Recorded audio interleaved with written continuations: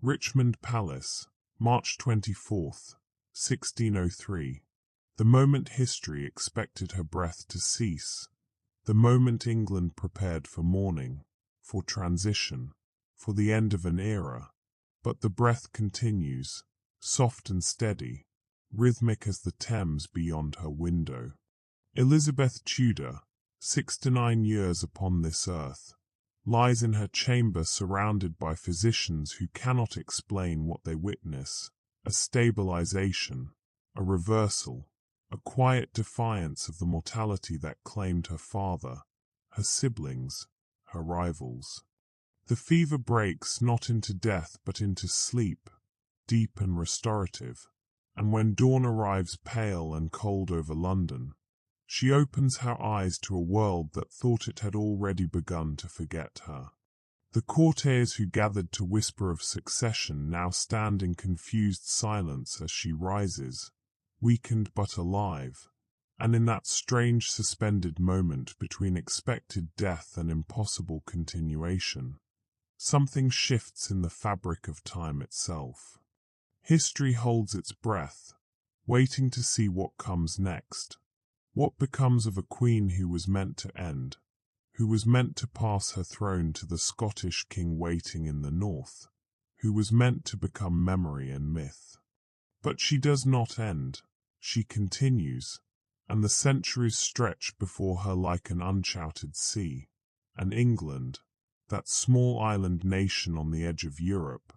finds itself bound to a monarch who will not release her grip on the crown, who will not fade into the comfortable distance of the past. The chronicles will struggle to record what follows, the impossible years, the endless reign,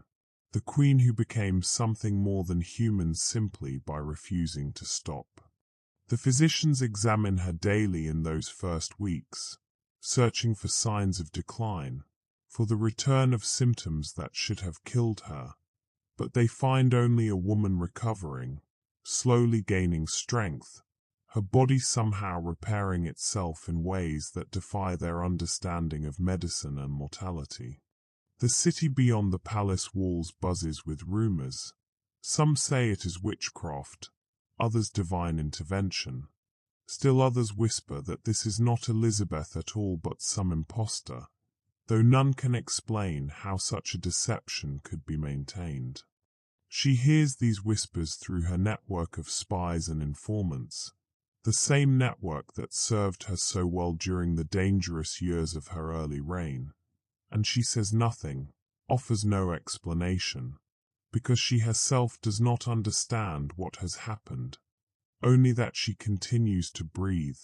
to think, to exist when all natural law says she should not. The first decade of her extended life passes in a strange twilight of acceptance and disbelief. James of Scotland, who expected to inherit the English throne, receives word that Elizabeth lives still, and his anger turns to resignation, then to a careful diplomatic dance with a woman who should be his predecessor but remains his contemporary. The court adapts, as courts always do, though the whispers never quite cease. How can she continue? What sorcery or divine favor keeps her walking the halls of Whitehall when nature itself should have claimed her? Elizabeth says nothing to these questions, offers no explanation, only governs with the same cautious brilliance that defined her earlier reign, though now there is a weariness in her eyes, a sense that she has outlived her own story and must write new chapters without a script. The England of 1610 looks much as it did in 1603, but subtle changes accumulate like sediment. The theatre continues to flourish. Shakespeare writes new plays for a queen who was meant to be his elegiac subject, and the language of farewell in his late works transforms into something stranger, meditations on time and endurance rather than mortality. The colonization of the New World proceeds, but without the Stuart pivot, without the particular ambitions James would have brought. Virginia remains Elizabeth's namesake in more than memory, and the ships that cross the Atlantic carry her seal upon their charters for decades beyond what any expected. She ages, yes, but slowly, as if time itself has become uncertain how to measure her, and by 1620 she appears perhaps 80, perhaps ageless, moving through the court like a figure from a tapestry come to life, both familiar and impossibly distant. The great nobles who served her in her youth have mostly died now, replaced by their sons and grandsons, and she finds herself explaining to these new courtiers how their ancestors served her, how their family traditions began, and there is something deeply unsettling in being the living memory of genealogies that span generations. She attends funerals with increasing frequency, loyal servants, old friends, the few remaining connections to her mortal life all slipping away, and with each death she feels more isolated, more alone in her strange persistence. The religious settlement she crafted so carefully in her early reign continues to hold, that careful balance between Catholic and Protestant that prevented England from tearing itself apart as other nations did, and she guards it jealously, understanding that this balance is perhaps her greatest achievement, the thing that has kept her kingdom stable while continental Europe burned with religious warfare. By the 1630s, the world Elizabeth knew at her accession has transformed almost beyond recognition. Yet she remains, a fixed point around which history must navigate. The religious tensions that defined her early reign have not disappeared but have evolved into new configurations. The Puritans who might have found sympathetic ground with James's successor instead face an Elizabeth who remembers the dangerous extremes of her sister Mary's Catholicism and will permit no mirror image in Protestant fervour. She maintains her careful middle way, that via media that kept England from tearing itself apart in her youth. But now the pressure builds differently. Generations of subjects who know no other monarch growing restless with a stability that feels like stagnation. There is no English civil war, not in the 1640s as there might have been under Charles, because there is no Charles, no Stuart succession, only Elizabeth's endless continuation, and her refusal to let parliamentary ambition override royal prerogative. She has learned something in these extra decades, that compromise can be a form of control, that appearing to bend prevents breaking, and when the Commons grows too bold she grants them concessions that cost her little but satisfy their need to feel heard.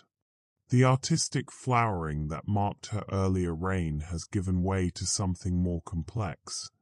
Poets no longer praise her as Gloriana, the Virgin Queen eternal, because the Virgin Queen has become simply eternal, and what was once romantic metaphor now sits uncomfortably close to inexplicable truth.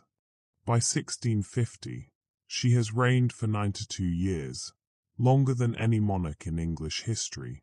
longer than seems possible, and the children born in the year she should have died are themselves old now, grandparents telling stories of a queen who never leaves.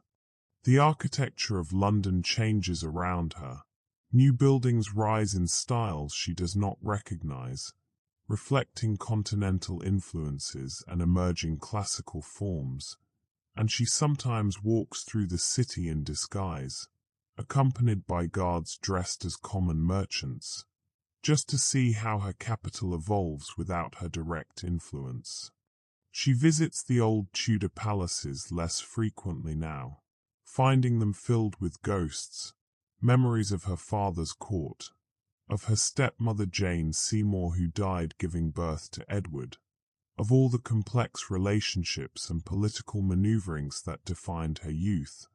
and these memories feel both vivid and impossibly distant, as if they happened to someone else in another life. The New World colonies grow more substantial, Settlements that were fragile outposts in her mortal reign become established communities,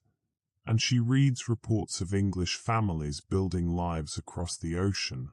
creating a new England that will someday rival the old. And she wonders what these distant subjects think of a queen they have never seen, who rules them from across an ocean, who has been on the throne since before their grandparents were born. The mid-17th century finds Elizabeth navigating waters no monarch before her ever charted, the waters of obsolescence without succession, of continuity that begins to feel like curse rather than blessing. She watches as France convulses under Louis XIV absolutism, as the Dutch Republic rises and falls in commercial splendor, as the map of Europe redraws itself in wars she chooses to observe rather than join. England under her endless reign becomes prosperous in a quiet way, avoiding the worst catastrophes of continental conflict, but also missing the revolutionary fervor that might have propelled it towards something new, something bold. The court has changed around her. The great Elizabethans of her youth, the Cecils and Walsinghams and Raleighs, long dead and replaced by their descendants, men and women who serve a queen their great-grandparents served, and there is something ghostly in this continuity. Something that makes the court feel less like a living institution and more like a museum of itself. She has moments of sharp clarity where she wonders if she should have died as expected, if her continuation is a gift or a theft from the natural order. But these thoughts pass like clouds and she returns to the work of governance, because what else is there for her? By 1670, rumors spread that she is not the original Elizabeth at all but a series of replacements, actresses trained to perfection. Because how else to explain a queen who should be 137 years old yet still walks, still speaks, still signs documents with that elaborate signature? She hears these whispers and finds them almost amusing. The truth is stranger than any conspiracy, and she keeps it to herself, this inexplicable persistence, this biological rebellion against the grave. The scientific revolution is underway, men like Newton discovering laws of motion and gravity, exploring the mathematical principles that govern the universe, and she corresponds with some of these natural philosophers, fascinated by their work even as she understands that their worldview has no place for miracles like her own continued existence. She funds the Royal Society quietly, understanding that the advancement of knowledge serves England's interests even when that knowledge challenges traditional certainties, and she takes a certain satisfaction in supporting inquiry that might someday explain her own impossibility. The Great Fire of London erupts in 1666, and she watches from Windsor as her capital burns, as the medieval city of her youth is consumed and transformed. And when the rebuilding begins, she ensures that the new London will be grander, more rational, better suited to the modern age that is emerging whether she wills it or not. Christopher Wren's designs rise from the ashes, churches and public buildings in the new classical style, and she approves them all, understanding that her role now is less to direct change than to permit it, to be the stable foundation upon which transformation can safely occur. The 18th century arrives, and with it comes the Enlightenment, that great flowering of reason and scientific inquiry that sweeps across Europe, and Elizabeth finds herself an anachronism presiding over modernity. The philosophers and scientists who gather in London's coffeehouses speak of progress, of rational government, of rights derived from nature rather than divine mandate, and she listens through her network of informants, understanding that the world is thinking itself past monarchy even as she embodies monarchy's most extreme expression. She adapts, as she has always adapted, allowing Parliament greater scope, permitting the growth of a constitutional framework that constrains her power in theory while preserving it in practice, because she has learned that symbols matter more than substance, that a people who believe themselves free are easier to govern than subjects who know themselves bound. By 1730, England is wealthy beyond measure,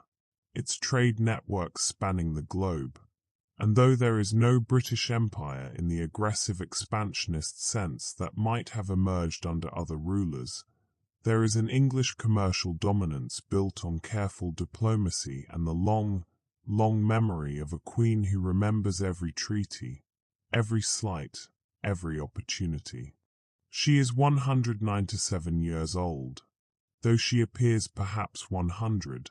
moving slowly now but still present at council meetings, still offering judgment on matters of state, still the center around which the nation revolves. The American colonies grow without the particular mismanagement that led to revolution in another timeline. Elizabeth has too much experience with colonial ventures, too much memory of early failures, to allow the gross provocations that might alienate her distant subjects. They remain English, or at least bound to England, through a lighter touch than might have been. And the late 18th century passes without the rupture of independence, without the Revolutionary War that never comes to be. She reads the works of the Enlightenment philosophers with interest and some concern. Locke's theories of natural rights, Rousseau's social contract, Voltaire's devastating critiques of traditional authority, and she understands that these ideas will eventually transform the world, that the age of absolute monarchy is ending even as she continues to embody it. She begins a slow, deliberate process of constitutional reform, expanding the franchise gradually, limiting royal prerogative through carefully crafted legislation, creating the structures that will allow England to evolve into something resembling democracy without the violent ruptures that might destroy stability. It is a delicate balance, this managed decline of her own power, but she has centuries of political experience to draw upon, and she knows that the only way to preserve the monarchy as an institution is to make it increasingly ceremonial, increasingly symbolic, increasingly irrelevant to the actual mechanisms of governance. The music changes around her. The Baroque gives way to classical forms, Handel and Bach and Mozart creating works that move her in ways the Tudor compositions of her youth never did, and she attends concerts when she can, sitting in darkened rooms and letting the music wash over her, grateful for beauty that transcends time and reminds her that not everything about human existence is political calculation and the burden of endless rule. The French Revolution erupts in 1789, and Elizabeth, now 256 years old, watches with the weary recognition of someone who has seen upheaval before, who remembers her own sister's reign and the bloodshed that accompanied religious transformation. She offers quiet asylum to fleeing aristocrats, not out of solidarity with monarchy particularly, but because she understands the value of stability, the danger of letting revolutionary fever spread unchecked. England under her hand remains calm, almost eerily so, as the continent tears itself apart. There are radical voices calling for change, yes, but they lack the catalyst of governmental incompetence or royal excess that might ignite broader rebellion, because Elizabeth has been too careful for too long, too strategic in her concessions, to give them that spark. The Napoleonic Wars come and go, and England fights alongside coalitions against French expansion, but always at a distance, always with calculated restraint, and when the dust settles and Europe reorganizes itself at the Congress of Vienna, Elizabeth's ambassador speaks with the authority of a crown that has endured longer than any nation present can remember. She has become a fixture of European politics, not respected exactly, but acknowledged, impossible to ignore. And there is a peculiar power in being the sole constant while everything else transforms around you. By 1820, she is 287 years old, and the world has entered the Industrial Revolution, that great acceleration of technology and social change, and she watches as England's landscape alters beneath her gaze, the factories rising, the cities swelling, the old agricultural order giving way to something mechanical and strange. She does not resist this change, understanding that to govern is to flow with historical currents rather than against them, but neither does she particularly embrace it, and her court remains a place of older values, older rhythms, even as the nation rushes forward into industrial modernity. The steam engine, the power loom, the innovations that transform production and commerce and daily life,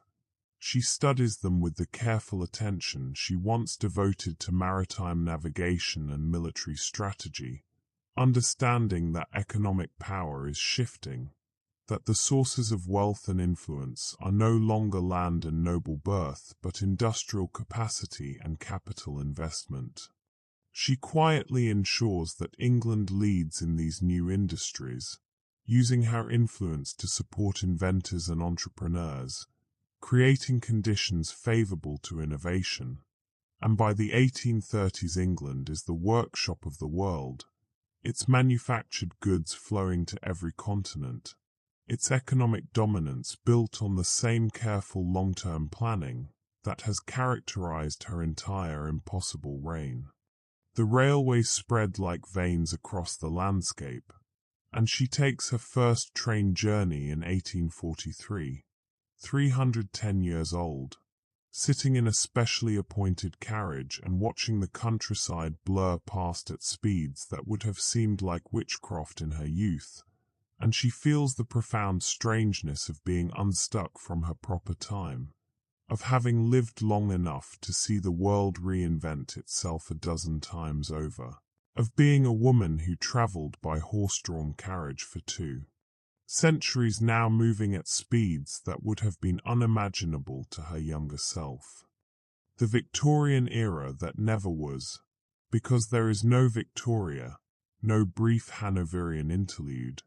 only Elizabeth continuing into the 19th century like a figure from legend made flesh, and the England of the 1850s and 60s is simultaneously the most advanced industrial nation on earth and the most politically archaic, governed by a woman who remembers the Spanish Armada as a contemporary event, who learned statecraft before the New World was colonized. The great social reforms of the century proceed differently under her watch. The expansion of voting rights comes more slowly, more grudgingly, because she remembers a time when the Commons had no power at all and sees democracy not as an ideal but as a concession to changing times. Slavery is abolished in British territories, as it was in the timeline that never came to pass. But the motivations are complex, entangled with her own memories of tyranny and freedom, of being a woman who held absolute power in a world that told her she should have none. She signs the Abolition Act with hands that remember signing death warrants, that remember the moral compromises required to maintain power, and she wonders if this act of moral clarity balances the ledger of her long reign, if freeing slaves in the 19th century can somehow redeem the brutalities she permitted or ignored in earlier centuries. By 1870, she is 337 years old, and there are photographs of her now, those strange captured instants that make immortality visible in a new way, images showing a woman of indeterminate age, could be 90, could be 100, dressed in the high-necked gowns of late Victorian fashion, staring at the camera with eyes that have seen the Renaissance and the Reformation and everything after. Eyes that contain more history than any book could hold. The technology of photography fascinates and disturbs her. This ability to capture a moment, to freeze time in silver and chemicals, seems almost like a mirror to her own condition, a human artifact that refuses to fade, that persists beyond its natural moment. She commissions portraits of her court, of the palace interiors, of London's streets, creating an archive of the present that future generations will study as she once studied the records of medieval kings, and there is a strange satisfaction in documenting the world she has lived through, in ensuring that memory persists even if she someday does not. The telegraph connects continents, messages traveling at the speed of electricity, and she marvels at this compression of space and time, at the way the world is shrinking even as her experience of time expands endlessly. She receives news from India, from Australia, from the scattered territories that acknowledge her sovereignty, and the delay between event and report that once took months now takes minutes, and she understands that she is living in a different world than the one she was born into, that the fundamental parameters of human existence have shifted. The public begins to see her less as a monarch and more as a curiosity, a living relic, and she accepts this with the same pragmatism that has defined her reign. Better to be a beloved curiosity than a resented tyrant. Better to fade into symbolic irrelevance than to cling to power that the age no longer supports. The 20th century arrives, and Elizabeth Tudor enters her 4th century of life, her 367th year upon the earth, and the world has transformed so completely from the one she was born into that she might as well be an alien visitor from another planet. Yet here she remains, Queen of England, defender of the faith, head of state for a nation that has somehow avoided the worst catastrophes of modernity by virtue of her strange, stabilizing presence. The First World War comes, and England participates, but with a caution born of her memories of continental wars that destroyed nations, and the conflict ends differently, perhaps earlier, perhaps less catastrophically, because she refuses the kind of total commitment that might have led to the bloodbaths of the Somme and Passchendaele. She has seen enough warfare in her centuries, the religious wars, the wars of succession, the colonial conflicts, enough violence to understand that the new mechanized warfare represents something qualitatively different, something that could destroy civilization itself if allowed to reach its full potential. She counsels restraint, advocates for negotiated settlement, uses her immense prestige to push for peace before the continent bleeds itself white, and though the war still causes terrible suffering, it ends perhaps years earlier than it might have, saving countless lives. The interwar years see the rise of fascism and communism, those great ideological movements of the 20th century, and she watches with the detachment of someone who has seen political extremism before, who remembers the religious fanaticism that nearly destroyed Europe in the 16th and 17th centuries, and she maneuvers England carefully between the extremes, maintaining parliamentary democracy, not out of idealism, but because it has proven, over her long reign, to be the most stable form of government, the least likely to collapse into the kind of chaos that threatens everything. The wireless brings voices into homes, and she gives radio addresses, her voice thin and aged but carrying an authority that comes from having spoken to Shakespeare, from having negotiated with Philip II of Spain, from containing within herself more history than most nations can claim. The Second World War erupts, and she is 406 years old, and though her body has weakened considerably now, though she moves with difficulty and speaks with a voice grown thin and reedy, she still presides over war councils, still offers strategic insight drawn from centuries of military observation. And there is something profoundly surreal about Nazi Germany facing an England led by a woman who was already middle-aged when Shakespeare wrote Hamlet.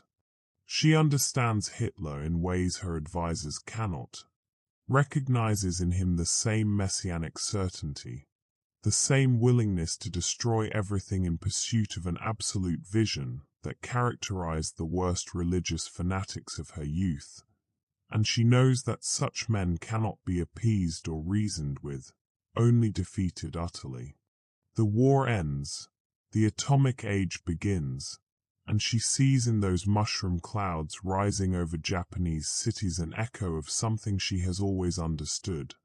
that human capacity for destruction scales with technology,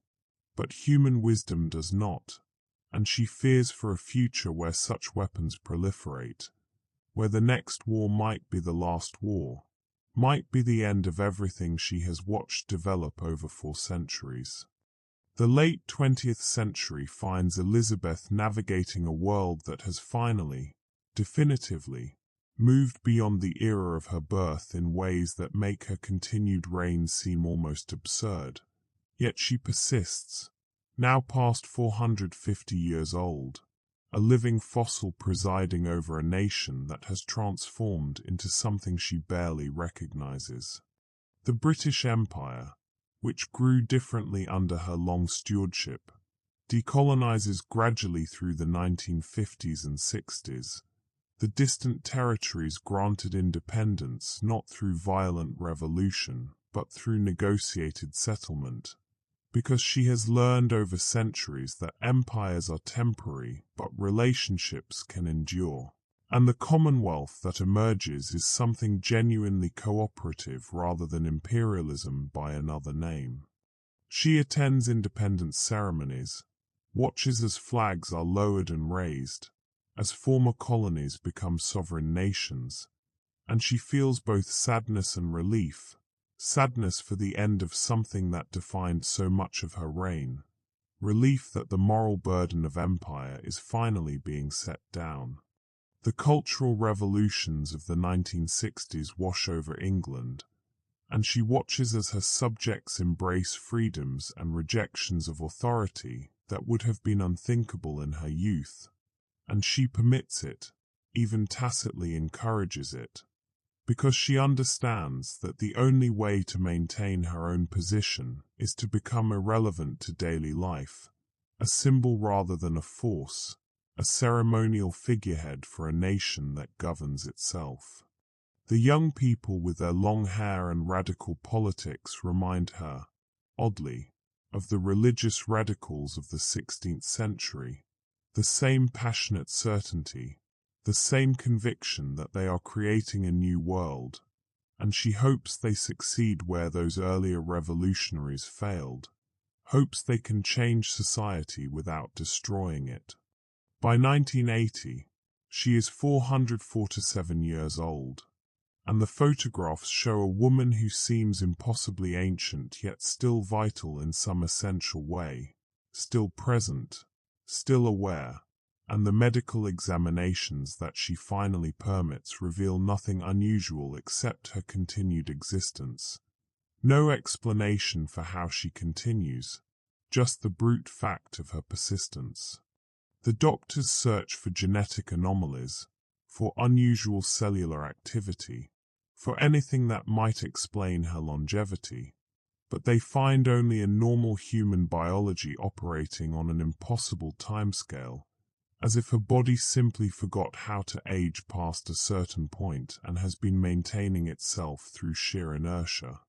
The Cold War proceeds without English participation in its most dangerous games, because she remembers enough wars to know that ideological conflict rarely ends well.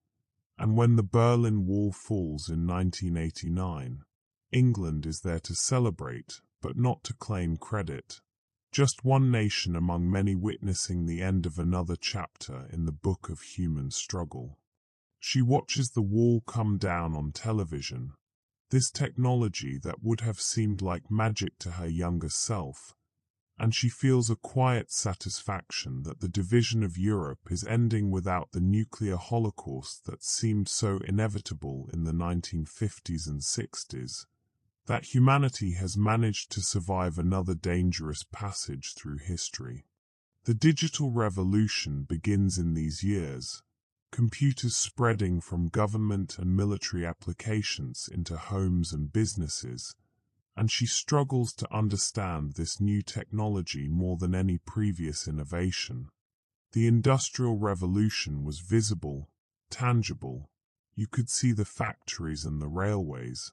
But computers are abstract, their power hidden in invisible electronic processes. And she must trust younger advisors to explain how this new world functions.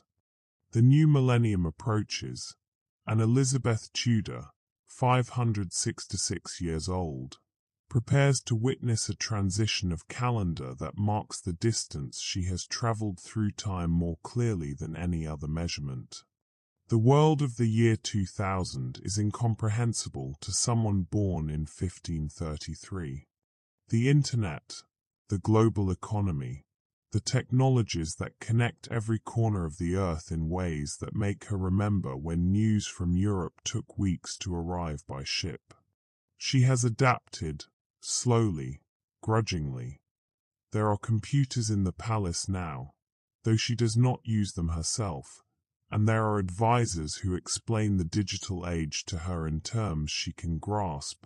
translating the language of bytes and bandwidth into concepts she learned in the 16th century. The English monarchy has become something entirely ceremonial under her watch, a tourist attraction and national symbol, but no longer a locus of real power. And this suits her fine, because she is tired, so profoundly tired, and the burden of actual governance would be too much for someone who has carried it for 5 centuries. She appears in public rarely now, mostly for the great state occasions, the opening of Parliament, the annual Christmas address,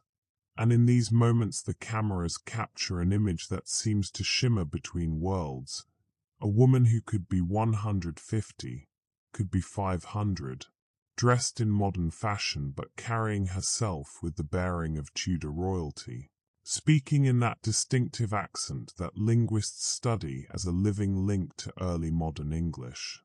There are theories about her, of course, endless speculation, genetic mutation, unknown medical condition, divine intervention, alien contact, none of them provable, all of them inadequate to explain the simple fact that she continues. She does not offer explanations, has not for centuries, and the mystery of her persistence has become part of England's national identity, one of those inexplicable things that the English simply accept as part of their particular character. The Millennium celebration is elaborate, fireworks over the Thames, concerts and festivals, a nation marking the passage into a new era, and she watches from Windsor, declining to attend the public events because the crowds and noise are too much for her now, but feeling a strange kinship with this moment. She too is passing into something new, though what that is she cannot say, only that the 21st century feels different somehow, as if the world has finally completed some long transformation and is ready for whatever comes next. She thinks often in these years about what will happen when she dies, about the transition that has been planned for decades, the careful transformation of England from constitutional monarchy to republic, and she wonders if the nation is ready, if her subjects can imagine themselves without a queen after 500 years of her reign. She has appointed a constitutional council to oversee the transition, wise men and women who understand both the history she embodies and the future she will not live to see, and she trusts them to manage what comes after, to ensure that her death does not create chaos or crisis but allows England to evolve naturally into its next form. The early 21st century brings new challenges that Elizabeth could never have imagined even in her wildest speculations about the future. The 9/11 attacks in 2001 usher in an age of terrorism and asymmetric warfare, and she watches as nations stumble into conflicts in Afghanistan and Iraq, and she is grateful that England's constitutional evolution has left her without the power to commit troops, because she has seen enough warfare to know that the wars of the 21st century will be no cleaner or more just than those of the 16th. The financial crisis of 2008 shakes the global economy, and she weathers it as she has weathered every economic upheaval over 5 centuries, understanding that markets rise and fall but nations endure if they are governed with patience. By 2010, she is 477 years old, and there are serious discussions about what happens when she finally does die, because there is no clear succession, no direct heir, the royal lineage having become tangled and diffuse over her impossible reign. She has appointed a council that will oversee the transition to a fully constitutional republic, England finally shedding the last vestige of monarchy when she departs, and she finds this appropriate somehow, that her death will mark the end of an institution as thoroughly as her life has come to define it. The 2010s bring social media and smartphones and a pace of cultural change that makes even the revolutions of the 1960s seem slow, and she withdraws further from public life, granting fewer audiences, making fewer appearances, becoming more myth than woman to a generation that has never known any other queen. The Black Lives Matter movement, the #MeToo movement, the growing awareness of historical injustice and structural inequality. She watches these developments with the complex awareness of someone who has participated in and benefited from systems of power for centuries, who built England's early colonial ventures, who governed during the slave trade, and she offers no defense, no justification, only a statement acknowledging that history judges all who participate in it, and that her long life has not made her immune to that judgment. She reads the histories being written about her reign with a mixture of recognition and bewilderment. The scholars analyze her decisions, debate her motivations, construct narratives about her policies and their effects, and sometimes they are right and sometimes they are wildly wrong.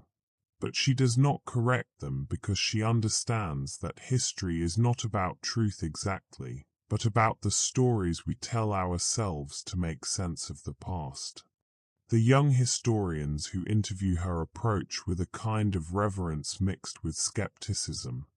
unable to quite believe they are speaking with someone who lived through events they have only read about in archives, and she answers their questions as honestly as she can, though 5 centuries of memory are difficult to organize into coherent narrative, and sometimes she confuses different eras,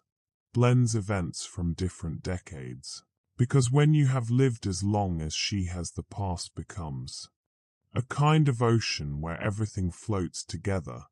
where chronology dissolves into a general sense of having experienced too much to hold in one mind.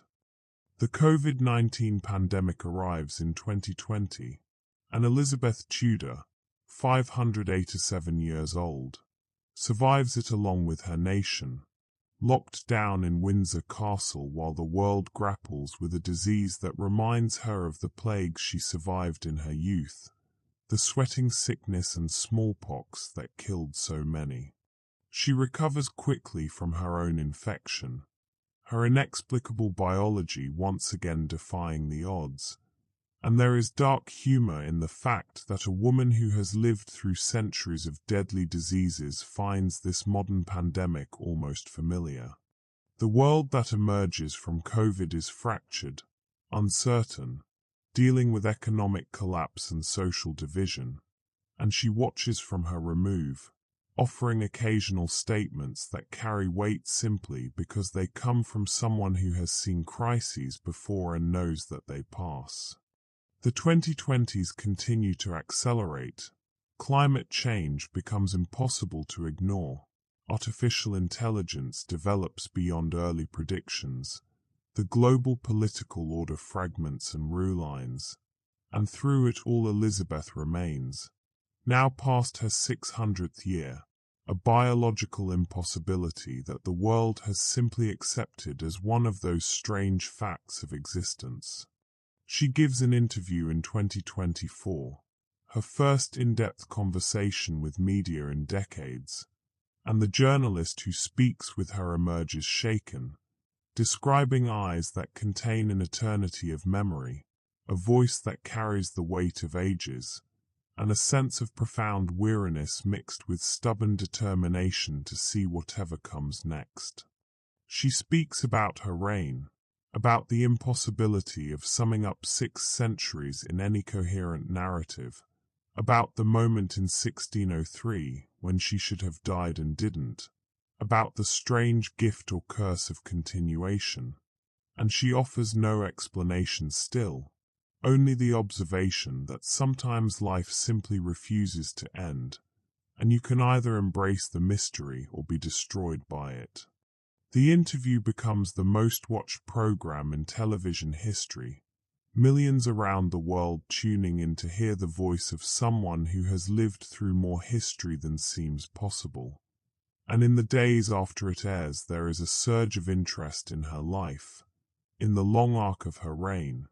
in the question of what it means to be human when humanity's normal span is exceeded by such an impossible margin. She reads some of the commentary, the think pieces and blog posts and social media discussions, and she is struck by how much people project onto her. Some see her as a symbol of continuity and tradition, others as a relic of oppression and monarchy, still others as something transcendent, beyond political categories. A living reminder that individual human beings contain infinities that no historical narrative can fully capture. By 2025, Elizabeth Tudor has become less a political figure and more a living monument to human history, a bridge between the Renaissance and whatever comes after the digital age, and she understands this role, accepts it, even finds a kind of peace in it. She spends her days in quiet contemplation now, reading histories of periods she lived through written by people who cannot imagine what those times were truly like, and she sometimes writes corrections in the margins, small annotations that will be discovered after her death and will transform historical understanding. She remembers everything, or nearly everything. The faces of courtiers dead 500 years, the smell of London before industrialization, the sound of Shakespeare's voice reciting Sonnet 18, the feeling of signing the death warrant for Mary Queen of Scots, the terrible weight of decisions that shaped nations and destroyed lives. Her memories are England's memories now, a living archive more valuable than any document. And there are historians who spend their careers simply interviewing her, recording her recollections before they are lost forever. She speaks of Henry VIII, her father, and the complexity of loving and fearing the same person, of being the daughter he did not want, the heir he accepted grudgingly, of watching him transform from the vital young king of her early childhood into the bloated tyrant of his final years, of understanding even as a child that love and terror could coexist in the same relationship. She speaks of her decision never to marry, which in her original timeline would have lasted only until her death, but in this extended life became a centuries-long commitment.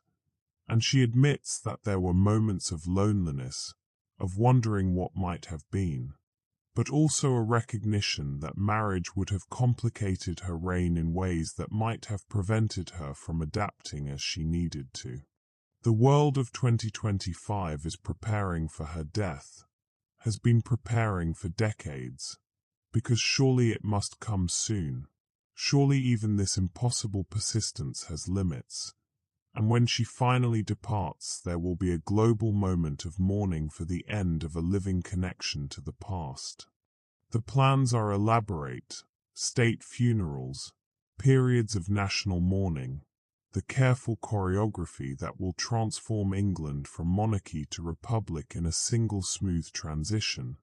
and she has approved every detail, understanding that her final gift to her nation is to make her passing as painless as possible, to allow the end of an era without trauma or upheaval. She thinks about legacy constantly now, about what will be remembered, what will be forgotten, what judgments future generations will make about her impossible reign, and she finds that she cares less than she expected. At a certain point, after you have lived long enough, the opinions of posterity become abstract, distant, less important than the immediate experience of each remaining day. She takes pleasure in small things now: the sunlight through Windsor's windows, the taste of tea in the morning, the sound of birds in the gardens, the presence of the few staff members who attend her. These simple sensory experiences that connect her to the present moment and remind her that despite everything, despite 6 centuries of life and the weight of all that history, she is still fundamentally human, still capable of enjoying the basic experiences that make life worth living. The question that hangs over England as the 2020s progress is not if Elizabeth will die, but when, and what comes after. She has reigned for 467 years as of 2025, longer than the entire history of many nations, and her death will mark the end of monarchy in England as surely as it marks the end of her life. The transition plans are elaborate, ceremonial, designed to transform the nation from constitutional monarchy to republic in a single coordinated sequence of events, and she has approved every detail, understanding that her legacy will be not just the centuries of her reign but the manner of its ending. She thinks often about legacy now, about what it means to have shaped history so profoundly simply by refusing to die when expected, and she wonders if her continuation was ultimately positive or negative for England and the world. The nation prospered under her watch, avoided some catastrophes, developed stable institutions, but also missed the creative destruction that comes with generational change, the fresh perspectives that new leaders bring. Would England have been better served by the natural succession of monarchs, each bringing different strengths and weaknesses? She will never know, and in her weariness she has stopped trying to judge, accepting only that what happened happened, and that her strange life is the reality England has lived with for 6 centuries. There are those who love her, who see her as a symbol of national continuity and strength, and there are those who resent her, who see her endless reign as a theft from progress, and she accepts both views as valid, understanding that no one who holds power for so long can be only hero or villain, but must be both, must carry the contradictions of their age within themselves. The young activists who call for immediate transition to republic, who argue that her death should not be awaited but anticipated, that the monarchy should be abolished while she still lives, she understands their impatience, even sympathizes with it. But she also knows that her continued existence serves a purpose, that her presence prevents the kind of political instability that sudden constitutional change might create, and she has determined to see her natural end rather than precipitate crisis through premature abdication. She has lived through enough political transitions to know that timing matters, that the difference between peaceful change and violent upheaval often comes down to patience, to waiting for the right moment rather than forcing events before society is ready. The environmental crisis weighs on her mind in these final years. The changing climate, the rising seas, the cascading ecological disasters that threaten human civilization. And she feels a kind of guilt that her long reign, her stabilizing presence, may have inadvertently prevented the kind of radical action needed to address these existential threats. England under her watch became prosperous and stable, yes, but also complacent, conservative, unwilling to embrace the transformative changes that might have averted or mitigated the crisis, and she wonders if a succession of different monarchs, each bringing fresh perspectives and willingness to innovate, might have left England better prepared for the challenges of the 21st century. The spring of 2026 brings renewed speculation about Elizabeth's health as she makes her final public appearance, a brief attendance at the state opening of Parliament, and the images that circulate afterwards show a woman who seems to be fading into transparency, becoming more spirit than substance,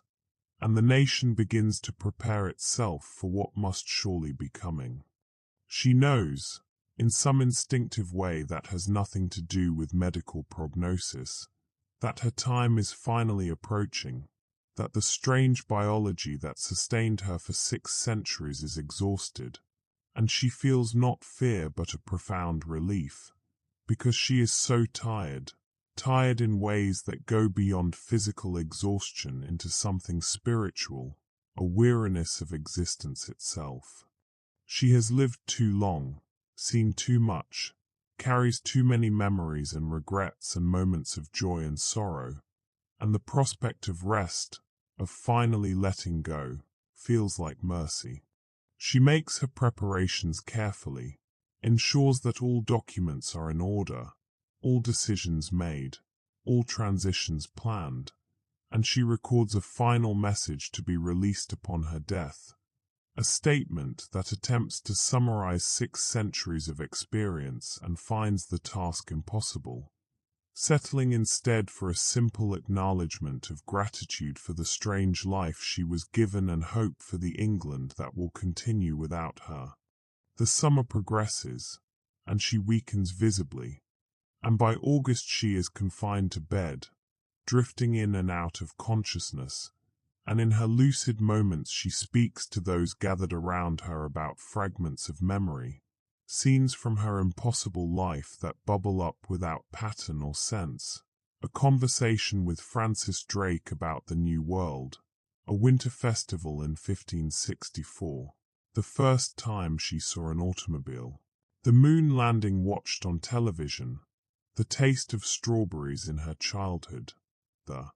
weight of the crown on her head at her coronation 526 years ago. The attendants record everything, understanding that these final utterances are precious, that they represent the last direct testimony from someone who lived through so much history, and the transcripts of her deathbed conversations will be studied for generations, parsed for insights into her character, her motivations, her inner life across the centuries. She speaks of Robert Dudley sometimes, her great love from the early reign, and the pain of that impossible relationship still echoes across the centuries, still brings tears to her ancient eyes, and she whispers that she should have married him, should have chosen love over duty, and perhaps if she had made that different choice she would have died naturally, would have been spared this impossible extension, would have known a normal human life. But she also acknowledges that without her long reign, England might have suffered worse fates, might have torn itself apart in civil war or religious conflict, might have missed the careful balance she maintained across centuries, and so perhaps the sacrifice was worth it, Perhaps her loneliness and her impossible burden served some larger purpose that she cannot fully comprehend. In the quiet hours of late evening, when the castle is still and the staff have withdrawn, Elizabeth sometimes allows herself to remember the people she has lost, the loves that never were because she chose duty over desire, the friends who aged and died while she continued, the advisors and servants and subjects who passed through her life like water through her fingers, each generation replaced by the next until she had outlived entire family lines, entire communities, entire ways of being. She remembers Robert Dudley, her great love from the early reign, and the impossibility of their relationship, and she wonders how it would have felt to have him beside her through these centuries, to have someone who shared her impossible journey. But he died 430 years ago, and she has carried the memory of him through a span of time that makes that loss both immediate and impossibly distant. She remembers the courtiers of her youth, the elaborate dances and the political intrigues,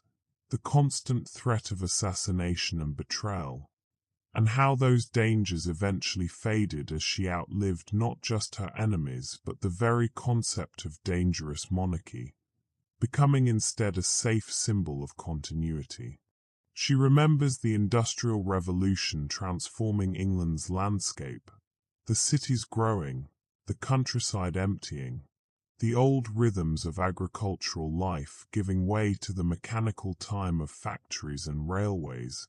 and how strange it felt to see the world she knew disappear beneath waves of progress. She remembers the 20th century's wars and the terror she felt that this time, finally, technology had advanced beyond her ability to understand or control, that the weapons being developed could destroy not just armies but civilization itself. And she remembers the relief when those weapons were not used, at least not on England, and the slow realization that humanity might survive its own ingenuity. She remembers her coronation, the weight of the crown, the holy oil on her forehead,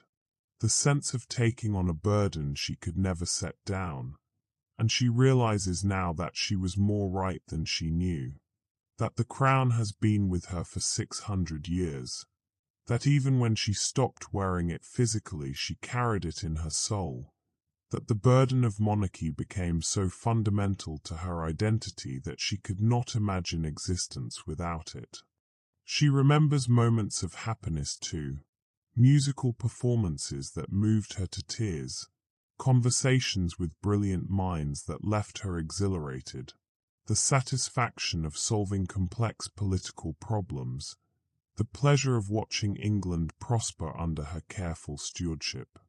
She remembers acts of kindness from servants and subjects, moments of human connection that transcended the distance created by her position, and she holds these memories close as her life draws toward its end, grateful for the simple fact that despite everything, despite the impossible strangeness of her existence, she has known love and friendship and the full range of human emotion. The autumn of 2026 arrives with cool winds and falling leaves, and Elizabeth Tudor lies in Windsor Castle experiencing the changing seasons with an intensity born of knowing they will be her last. The doctors have stopped trying to predict when she will die, understanding that her biology follows no known pattern, that she could linger for days or weeks or months, that the only certainty is that the end is approaching. She sleeps more now, her waking hours brief and often confused, her mind wandering through 6 centuries of memory without clear distinction between past and present, and those who sit with her hear fragments of conversations with people dead for hundreds of years, responses to questions no one in the room has asked, laughter at jokes told in the court of her youth. There is something peaceful in this dissolution, in the slow unraveling of the consciousness that has endured so impossibly long, and the staff members who attend her speak in whispers, maintaining a quiet reverence for the ending they are witnessing. The world outside continues its frantic pace, news cycles spinning faster, crises erupting and resolving, the machinery of modern life grinding forward. But within Windsor's walls time moves differently, slowly, as if the castle itself is holding its breath, waiting for the moment when England's longest reign finally ends. She wakes sometimes with sudden clarity, her eyes focusing, her voice strengthening, and in these moments she offers observations that startle those present with their sharpness, their insight, their demonstration that despite her failing body, her mind remains capable of the intelligence that served her through centuries of rule. She asks about current events, listens to brief summaries of domestic and international news, and occasionally offers comments that reveal how she sees contemporary issues through the lens of historical parallel, comparing current political crises to ones she navigated centuries ago, finding patterns that repeat across time, understanding that human nature remains constant even as technology and society transform. She speaks one evening about the paradox of her life, that she was given the gift of centuries but experienced it largely as burden,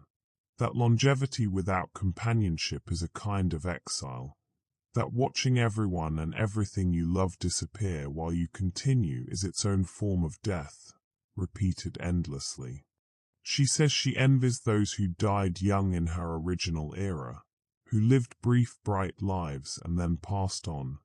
never knowing the weariness that comes from outliving your own time, your own relevance, your own understanding of the world. But she also acknowledges moments of wonder, seeing technologies emerge that seemed like magic, witnessing social changes that made the world genuinely better, understanding how human civilization evolved over centuries in ways that no one experiencing only a normal lifespan could fully comprehend. She admits, grateful for the strange gift even as she longs for its end, holding both truths simultaneously in the contradictory way that characterizes so much of human experience. October arrives with grey skies and cold rain, and Elizabeth Tudor's condition continues to deteriorate slowly, her body finally surrendering to the accumulated weight of 6 centuries. The vigil around her bed intensifies, family members of her long-serving staff, government officials, clergy, all gathering in quiet anticipation, understanding that the moment approaches when England will transform, when the last connection to the Tudor era will finally break. She drifts through these final days in a state between sleeping and waking, her breathing shallow but steady, her face peaceful despite the evident weakness, and those who watch her speak of how she seems to be gradually becoming lighter,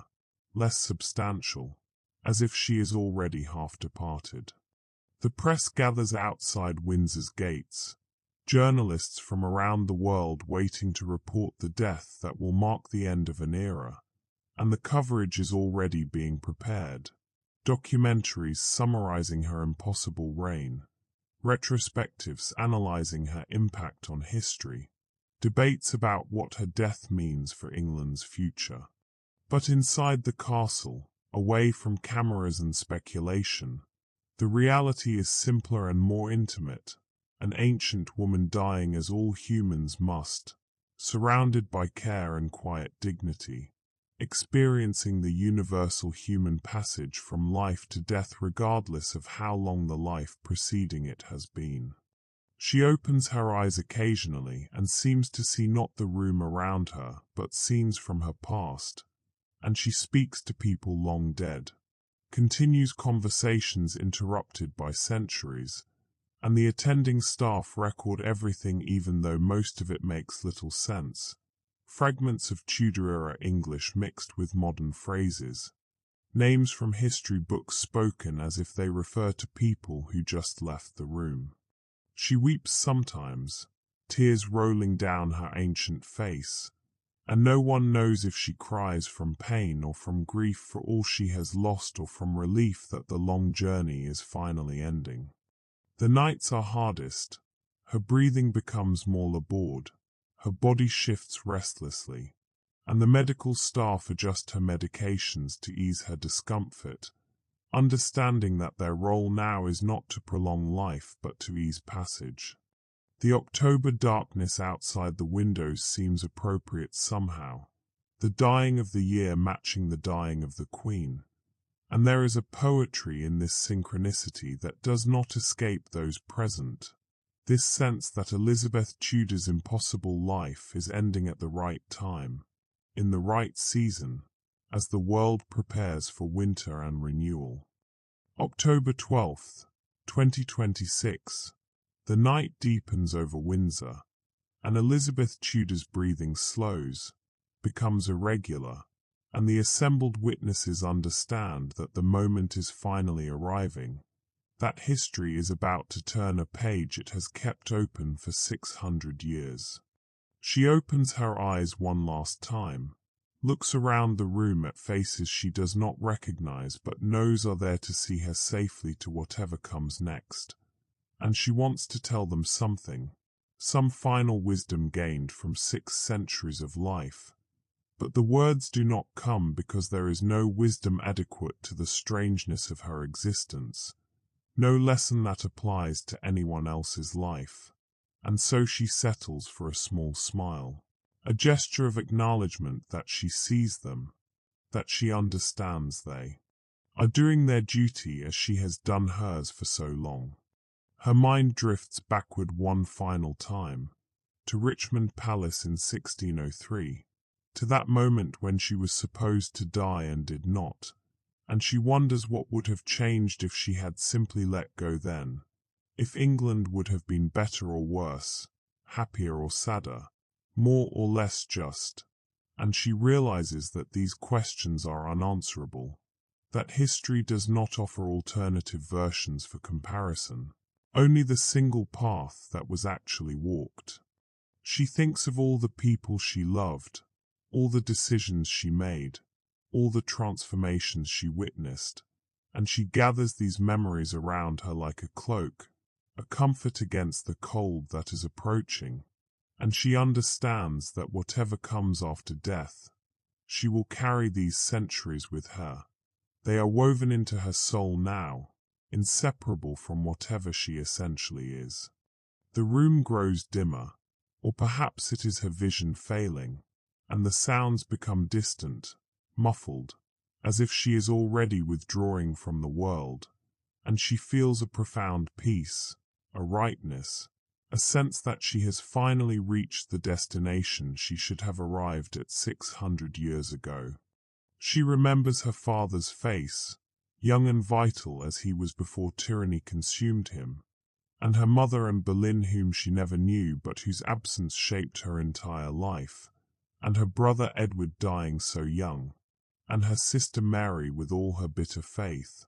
and she feels them calling to her across the centuries, inviting her to join them in whatever lies beyond, and she is ready, so ready, to accept that invitation. Her breathing stops, and then, surprisingly, continues, one more breath, and another, the body's stubborn refusal to surrender matching the spirit that animated it for so long, and in the room there is a held tension, everyone waiting, and she thinks about England, the nation she served for so impossibly long, and she hopes it will thrive without her, hopes that her death will free it to become something new, something better than what her endless reign allowed. The final breath comes soft as a whisper, barely visible, just a slight rise and fall of her chest, and then stillness, and the monitors show the gradual cessation of vital signs, and at 3:17 a.m. on October 13th, 2026, Elizabeth Tudor, Queen of England for 623 years, passes from life into memory, and an age ends. The room erupts into quiet, coordinated activity as the plans made decades ago snap into action. Across England and the world, the news spreads within minutes. Elizabeth I has died, the impossible queen has finally succumbed to mortality, and an age has ended. The mourning that follows is complex, layered with relief and loss and a strange nostalgia for something no one alive actually remembers, because 6 centuries is too long for living memory, and even those born at the beginning of her extended reign have been dead for 500 years. The monarchy ends with her as planned. England transitions smoothly to republic, and the historians begin their work of trying to understand what her reign meant, what her impossible continuation did to the course of history. The funeral is a global event, heads of state from every nation attending to pay respects to a woman who outlived empires, who witnessed the entire span of modern history, who connected the Renaissance to the digital age through the continuous thread of her existence. They bury her beside her sister Mary and her father Henry VIII, returning her to the company of the Tudors from whom her long life separated her, and the epitaph carved into her tomb is simple. Elizabeth I, 1533 to 2026, Queen of England, she endured. The debates about her legacy continue for years, historians arguing over whether her reign stabilized England or stagnated it, whether her impossible continuation was ultimately beneficial or harmful, whether the nation would have been better served by the normal progression of monarchs. But these debates never quite resolve because the question is ultimately unanswerable. The alternative history that might have been existing only in speculation and imagination. What remains is the simple fact of her existence, the 6 centuries she lived, the impossibility she embodied, and the question she leaves behind. What does it mean to be human when humanity's normal limits are so dramatically exceeded?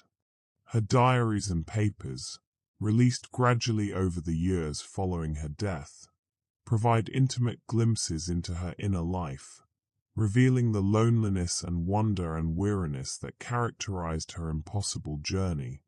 and they become primary sources for understanding not just her era, but all the eras she lived through, her perspective spanning time in ways no other historical source can match. England without Elizabeth takes time to adjust. The Republic functions smoothly, the constitutional structures she helped create proving robust enough to manage the transition. But there is a sense of loss, of something irreplaceable gone from the world, and even those who advocated most strongly for ending the monarchy admit to feeling the absence, the empty space where she stood for so long. Time continues forward, as it must, as it always has, bearing her memory like a river bears sediment from distant mountains, slowly dispersing it across the landscape of history until it becomes part of everything, distinguishable no longer but present still, a foundation upon which everything else is built. And in the end, perhaps that is the truest measure of her impossible life, not what she did or failed to do, but simply that she was, that she persisted when all nature said she should not, that she carried forward through time a living connection to the past that enriched and complicated and ultimately transformed the present. And now that connection is broken, and we are left with only memory and the question of what her strange existence meant, a question that will echo through the centuries she no longer inhabits, unanswered and perhaps unanswerable, but worth asking nonetheless.